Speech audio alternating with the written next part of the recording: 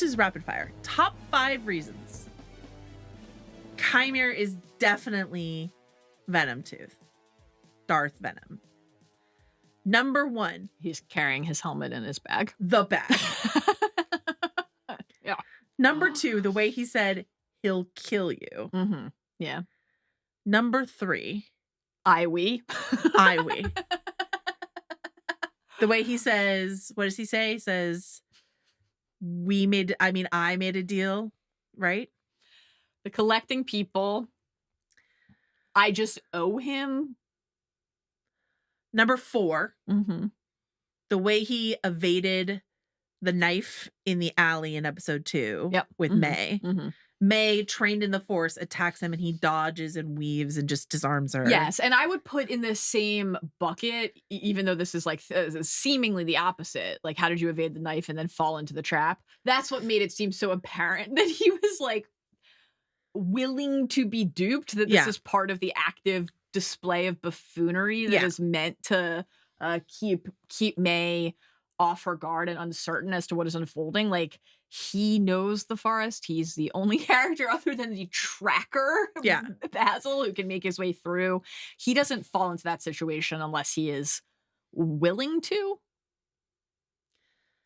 Number 5, Mm-hmm. and this is biting off of Wig Watch, but the floppy bangs.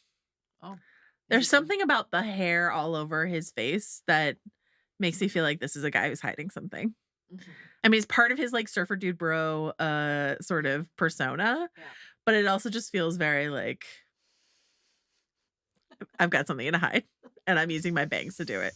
Follow-up question. So while we're on the Qimir front, where are you on this idea if he is a Sith? And we talked about this a little bit before, but if he is a Sith, if Qimir is indeed the guy under the grinning mask of which we are so certain.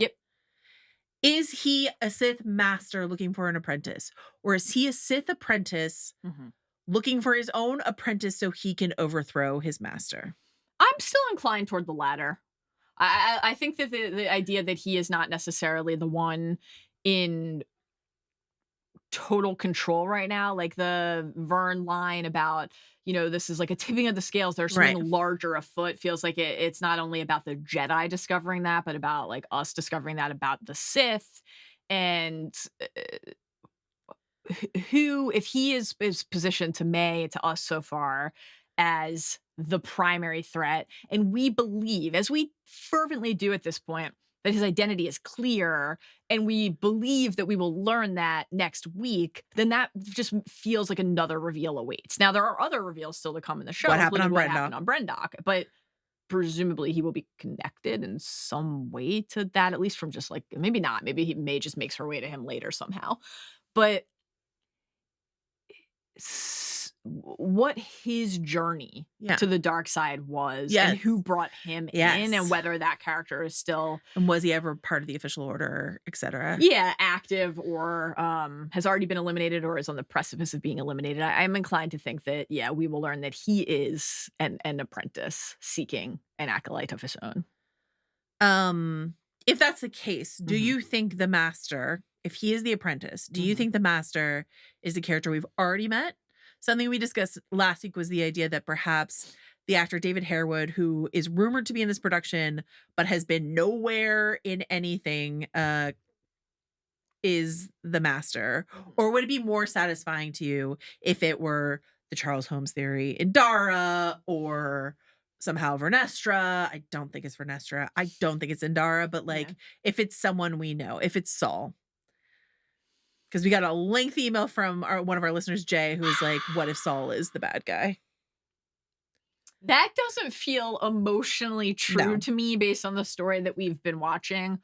I feel that Venomtooth has to be a character we know at this point. Has to be. I don't think that Venom's master has to be.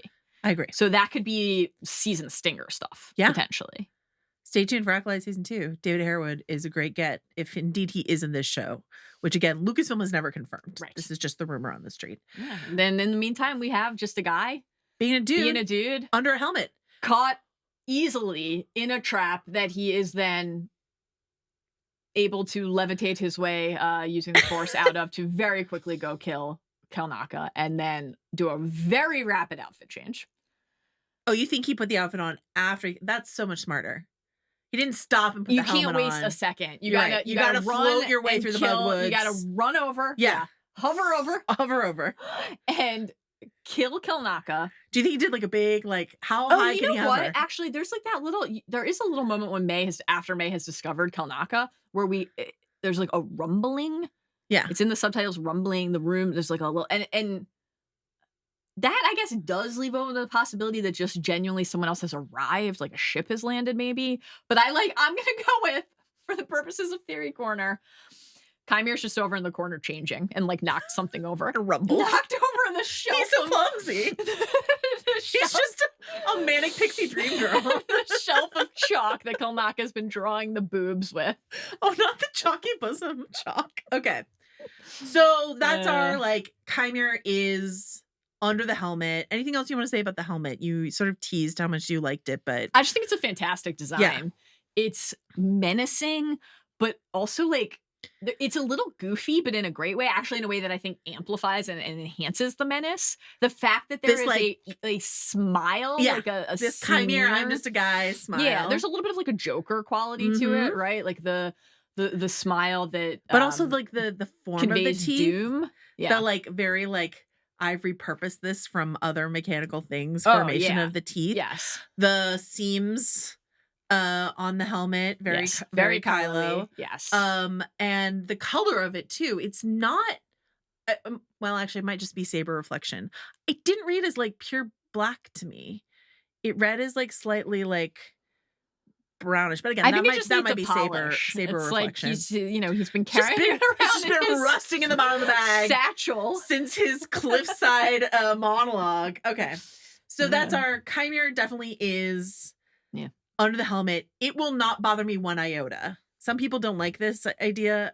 I'm really into it. I've been enjoying Manny's performance. If it means we get so much more Manny in the back half of the season. I don't know that we have a ton of evidence supporting the fact that Qimir is Venom teeth. I don't know that we have a single explanation if that's not the case for any of the skills or aptitude that he has possessed to this point in the story. So that's it. Case closed. Yes. Call Detective Jackie off the case. Yeah. We've solved it. Okay. And there's one thing we know about a Sith Lord. They can navigate their way through an uncharted forest.